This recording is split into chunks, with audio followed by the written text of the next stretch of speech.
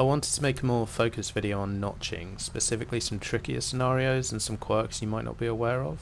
I'll run through the background information whilst this BVR duel I had with an F-15 plays out, and then break into some specific examples. So if you aren't familiar with the basic concept, notching is a method to defeat pulse Doppler radar. In simple terms, this type of radar tracks you by the frequency of radar waves reflected off your plane. There are far better detailed videos on specifically how Doppler radar works, which you should look up if this interests you. For the purposes of War Thunder, all you need to know is pulse Doppler radar cannot track you if you're 90 degrees relative to the radar. The frequency of the reflected radar waves is the same as transmitted, so basically the radar filters you out as ground clutter. Once we've found this angle, you'll probably notice the missile is still tracking you. That's because once it loses the pulse Doppler lock, it will switch to a normal pulse lock. This is why you also start dropping chaff at this point. Your notch has defeated the pulse Doppler filter and you're now giving decoys for the pulse signal. A second thing to note is your RWR and where the sensors are located on your airframe. Your RWR is used to help you get into the notch angle, but it's important to note that it has blind spots. If you're pointing the top or bottom of your plane at the offensive radar signal, you'll notice you no longer receive updates from your RWR. So be aware of this, as you might trick yourself into thinking you've defeated a missile that is still tracking you. Generally, you want to line your wingtip up with the missile tracking you to get a good idea from your RWR if you're at the right angle. Now, if you're close range and head on, you won't be able to do this most likely, so you just have to keep turning into the notch and dumping chaff as you do it, and try and turn through the 90 degrees rather than targeting it unless you're comfortable.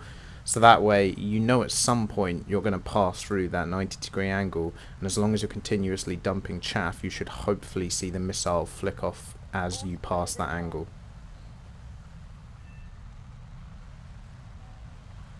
Right, let's look at some examples. My focus is going to be trickier scenarios, so close range and from above or below. Here I'm firing on this J10, and first up see how I've already positioned myself anticipating a counter launch. He's firing from below, but I do still see the warning on my RWR. If you can't, here's a trick you can try and visualize. I've put an arrow showing my plane's velocity vector, then I've drawn a straight line from the missile to my plane's vector. You should notice how where the red line intersects my vector, it matches with the RWR ping. It doesn't matter that the missile is coming from below. Try and think about notching in 2 dimensions, as that's all you really need. I've changed the arrow now for where I want to be going to notch the missile. So now all I need to do is turn into that direction and drop my chaff. Now in rolling my plane, I am going to lose the RWR warnings, as it is now going to be in my blind spot. So if you have time, try to angle your wing back down towards the missile after you've turned and adjust your notch if required. Let's watch this one play out with that in mind. As you're watching the clips in this video, keep an eye on the angle on the RWR and visually where the missile is in the air. This is roughly the point in this clip where the missile gets notched.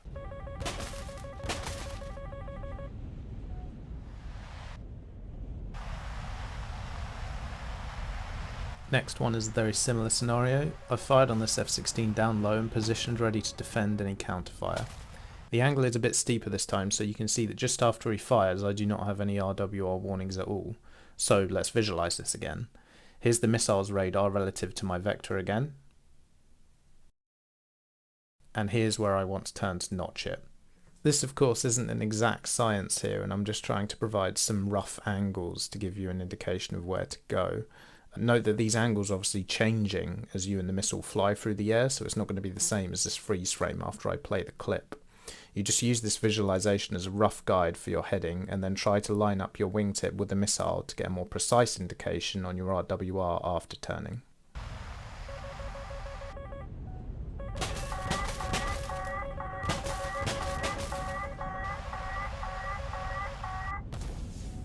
Next one is a bit different. We're essentially jousting someone above us this time.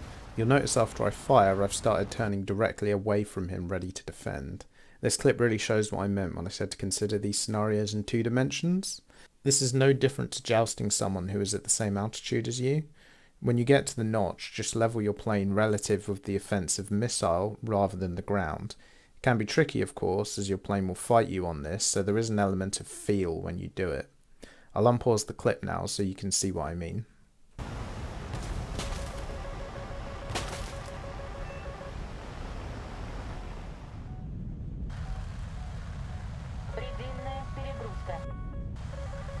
I'm flying in early in this match and I get caught out from an F-16 firing low down in front.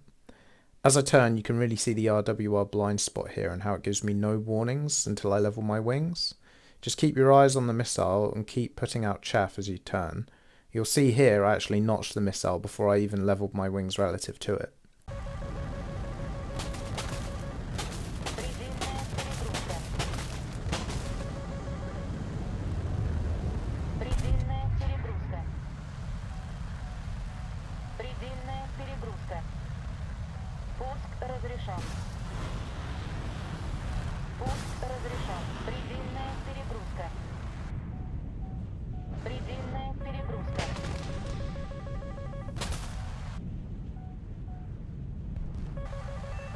Another pretty straightforward one in the flanker now.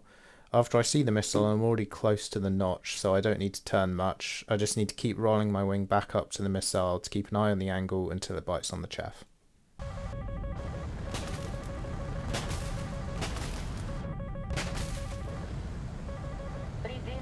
Another clip now on the flanker which I'm going to let play out and you can see a few more notches in action. Towards the end I'll freeze the video again for something else I wanted to touch on.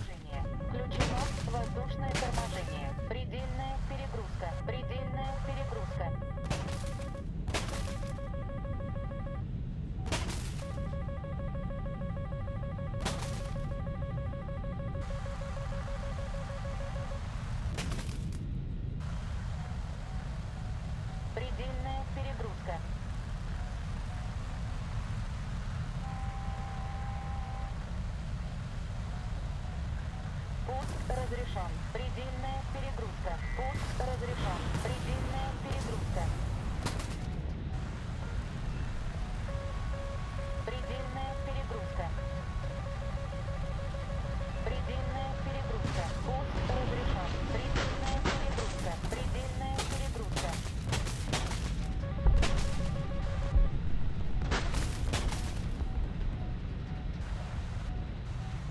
Предельная перегрузка. Предельная перегрузка.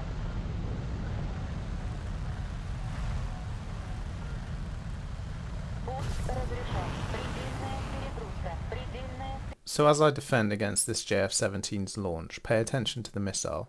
You'll notice I successfully notch the missile as it goes for my chaff. You'll then notice how it appears to quickly reacquire me and adjust accordingly. It does end up missing me, probably by luck more than anything. The note here is that once you've defeated the missile, until it's comfortably past your tail, don't stop paying attention. It can and will reacquire you if you're still in view of the radar and present a strong enough signal for it to lock onto.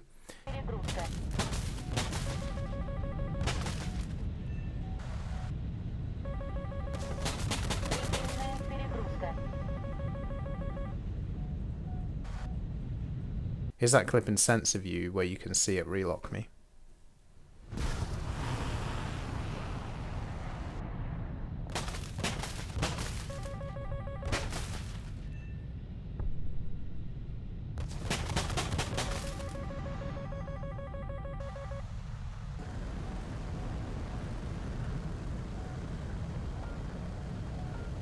Going to run through two similar scenarios in the J10 now. These ones are less obvious, so I've slowed them down. Just look closely at the closure rate of the missile and its flight path. You should notice how it appears to go for my chaff before briefly relocking me. You can see by the slight S shape the missile takes while it's on its flight path.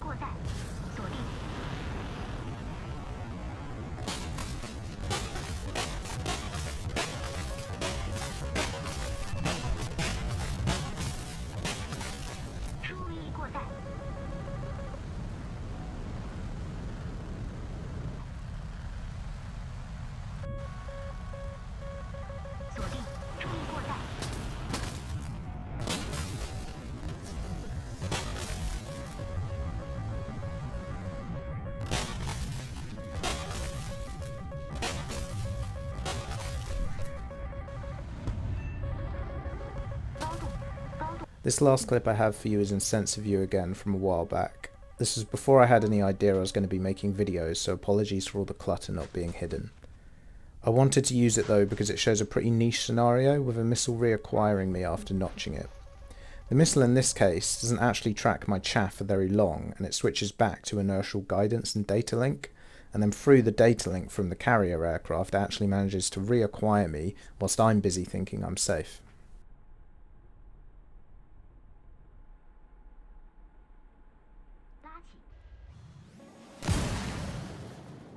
That's all I've got for you today. Hopefully you found some of it helpful.